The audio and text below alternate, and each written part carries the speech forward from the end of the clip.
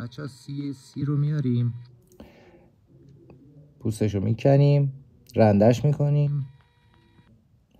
مرحله بعدی وسایلمون رو آماده میکنیم روی گاز، کره میریزیم، یه ذره کره بیشتر، سی رو بهش اضافه میکنیم. وقتی کره آب شد به این شکل تفت میدیم تا عطر سی را در بیاد،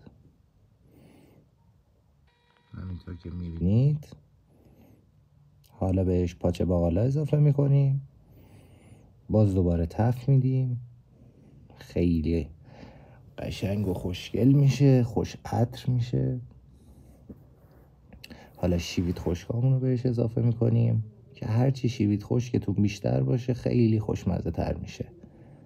من یه دوره دیگه بهش اضافه میکنم اینجوری. حالا ادویه هامون رو اضافه میکنیم بهش، زردچوبه، فلفل سیاه، فلفل قرمز و نمک. به این رنگ خوشگل در میاد. حالا آب رو بهش اضافه میکنیم به اندازه ای که یه بند انگشت بالای باقالی هامون رو بگیره. میذاریم واسه خودشون حال کنن. آخرش که آب یه ذره اومد پایین، تخم مرغامون رو اضافه میکنیم، میذاریم جون بگیره و به این شکل در میاد. باقالی قاطق آماده است.